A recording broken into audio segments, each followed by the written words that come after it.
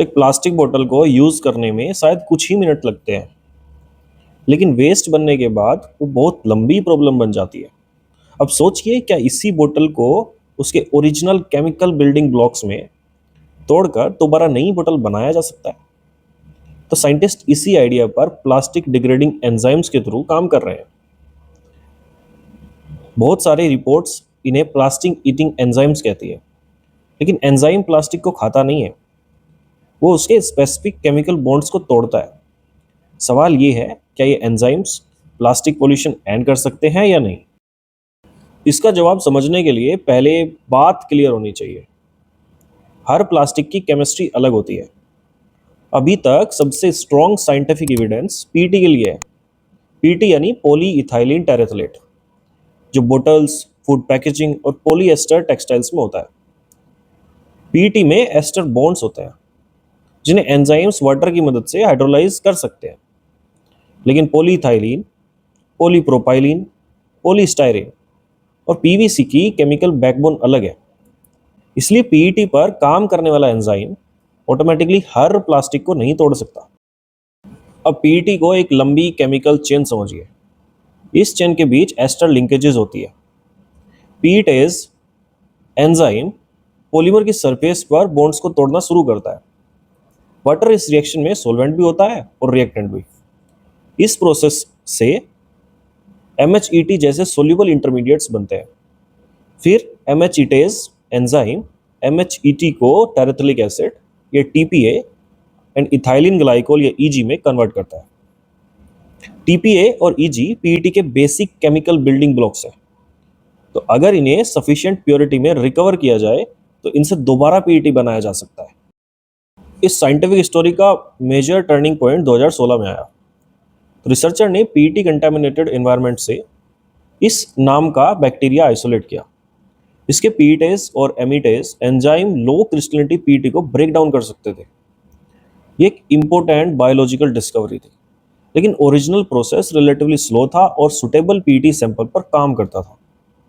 तो इसका मतलब ये नहीं था कि एक इंटैक्ट बोतल एनवायरनमेंट में तुरंत डिसअपियर हो सकती थी या हो सकती है, लेकिन साइंटिस्ट को एंजाइम इंजीनियरिंग के लिए एक स्ट्रॉन्ग स्टार्टिंग पॉइंट जरूर मिल गया था।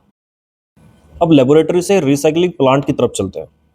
तो वेस्ट पीईटी को पहले कलेक्ट किया जाता है, शॉर्ट और वॉश करना पड़ता है। तो बोतल कैप्स, लेबल्स, एडिसिव्स और दूसरे प्लास्टिक एंजाइम ऑटोमेटिकली रिमूव नहीं करता है।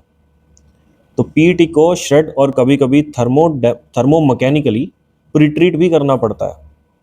उसके बाद वो कंट्रोल्ड एक्वस रिएक्टर में जाता है, जहाँ पे टेम्परेचर, पीएच, मिक्सिंग और एंजाइम कॉन्सेंट्रेशन मैनेज की जाती है।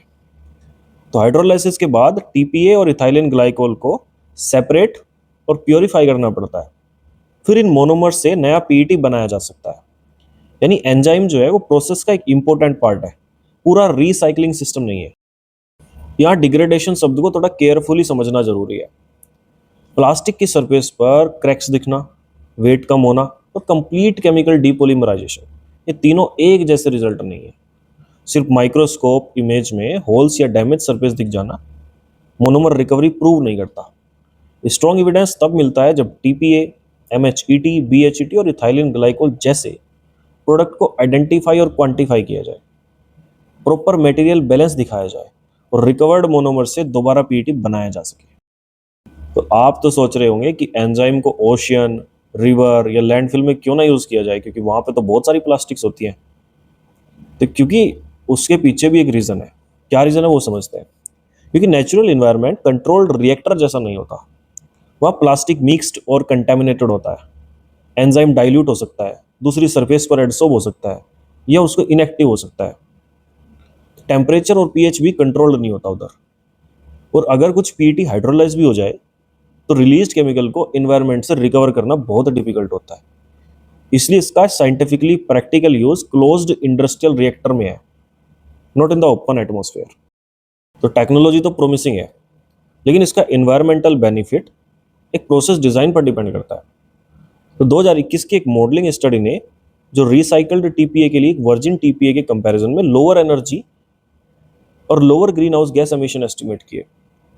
लेकिन 2022 की दूसरी असेसमेंट में जिस प्रोसेस को एग्जामाइंड किया गया उस कॉन्फ़िगरेशन के अंदर इन्वायरमेंटल इम्पैक्ट वर्जिन प्रोडक्शन से हायर मिले।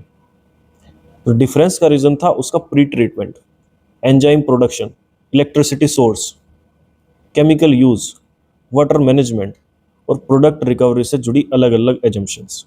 तो इसलिए सिर्फ फास्ट एंजाइम बना देना पूरी प्लास्टिक प्रॉब्लम का सॉल्यूशन नहीं है। तो फाइनल आंसर क्या है?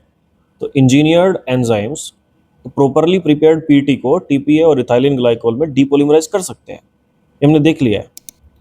इन रिकवर्ड केमिकल से नया पीईटी बनाना भी डिमोन्स्ट्रेट किया जा चुका है। लेकिन ये एंजाइम हर प्लास्टिक को नहीं तोड़ते, ये वेस्ट कलेक्ट और शॉर्ट नहीं करते, एडिटिव ऑटोमेटिकली रिमूव नहीं करते और ओशियन से प्लास्टिक रिमूव नहीं कर सकते। तो प्लास्टिक पोल्यूशन का सॉल्यूशन पहले रिडक्शन, रीयूज और सर्कुलर प्रोडक्ट डिजाइन से शुरू होता है।